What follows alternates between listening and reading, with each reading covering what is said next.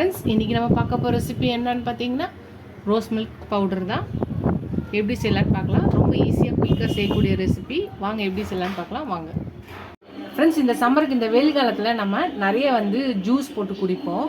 அதுக்கு நம்ம rose சிரப்பை use பண்ணி ரோஸ் மில்க் செய்வோம். அதுக்கு நம்ம வீட்லேயே நம்ம ஈஸியாக ரோஸை இந்த மாதிரி நம்ம வாங்கி இதில் நிறைய தண்ணி ஊற்றி இந்த ரோஸை நம்ம நல்லா கழுவி எடுத்துக்கலாம். இதை முதல்ல நம்ம எல்லாம் நல்லா கழுவி எடுத்து தட்டில் வச்சுக்கலாம்.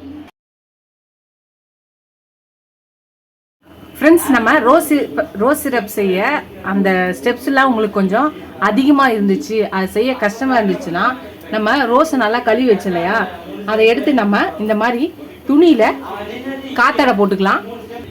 நம்ம இந்த மாதிரி ஒரு நாள் ஃபுல்லாக இதை நைட் ஃபுல்லாக இதை காத்தாட வச்சுக்கலாம். ஒரு நாள் ஃபுல்லாக காத்தாடிட்டு அதுக்கப்புறம் 2 நாள் வெயிலில் இதை காய வச்சு எடுத்து நம்ம பவுடர் பண்ணிக்கலாம். அதே மாதிரி ஒரு மீடியம் சைஸ் பீட்ரூட்டையும் இதை நல்லா சீவியோ இல்லை கட் பண்ணி குட்டி குட்டி பீஸாவோ மெல்லிஸாக இருந்துச்சோ இதையும் நல்லா வெயிலில் 2 நாள் இதையும் நல்லா காய வச்சு எடுத்துக்கலாம். ரெண்டுத்தையும் நம்ம அப்புறம் பொடி பண்ணிக்கலாம்.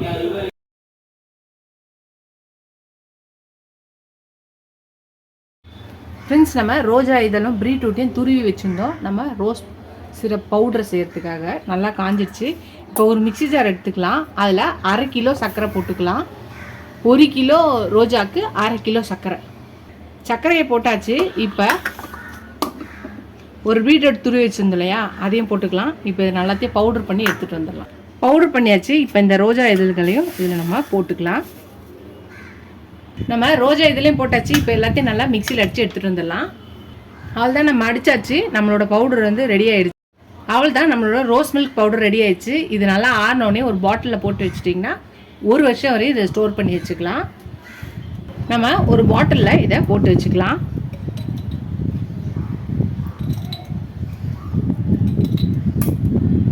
இந்த மாதிரி ஸ்டோர் பண்ணிக்கலாம். இப்போ இது எப்படி செய்யலான்னு பார்க்கலாம். ஒரு சின்னதாக பேன் வச்சுக்கலாம். இப்போ 1 கிளாஸ் பாலை ஊற்றிக்கலாம். பால் ஊற்றி வச்சுருக்கோம். இது கொஞ்சம் காயட்டும், சூடேறட்டும். பால் நல்லா சூடேறிடுச்சு. இப்போ நம்மளுக்கு இதில் எவ்வளோ வேணுமோ நம்ம ரெடி பண்ண இந்த ரோஸ் பீட்ரூட் பவுடர் இருக்கு இல்லையா, ரோஸ் மில்க் பவுடரு நம்மளுக்கு 1 ஸ்பூன்லேருந்து 2 ஸ்பூன் வரையும் நம்ம சேர்த்துக்கலாம்.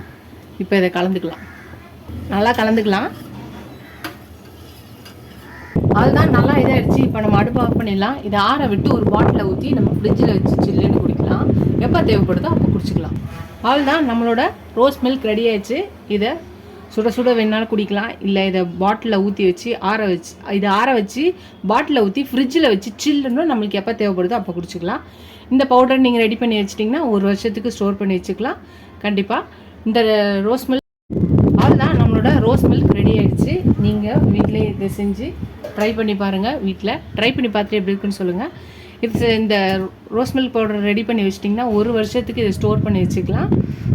இதை ஆற வச்சு ஒரு பாட்டிலில் ஊற்றி வச்சுட்டு எப்பப்போ தேவோ அப்பப்போ சில்லுன்னு குடிக்கலாம். இந்த ரோஸ் மில்க் ரெசிபியை எப்படி ட்ரை பண்ணி பாருங்கள். ட்ரை பண்ணி பார்த்துட்டு எப்படி இருக்குன்னு சொல்லுங்கள். ஃபஸ்ட் டைம் சேனலுக்கு சப்ஸ்கிரைப் பண்ணிட்டு பாருங்கள். இந்த மாதிரி நிறைய ரெசிபிஸ் இருக்குது, பார்த்து ட்ரை பண்ணுங்கள். ட்ரை பண்ணிவிட்டு எப்படி இருக்குன்னு சொல்லுங்கள். எனக்கு என் சேனலுக்கு சப்போர்ட் பண்ணிங்கன்னு நினைக்கிறேன். இது சப்ஸ்கிரைப் பண்ணலாம் ஃப்ரெண்ட்ஸுக்கு தேங்க்ஸ். சப்ஸ்கிரைப் பண்ணாதவங்களாம் சப்ஸ்கிரைப் பண்ணிட்டு பாருங்கள். இதோட அடுத்த ரெசிபியில் பார்க்கலாம். டாடா பாபா ஃப்ரெண்ட்ஸ்.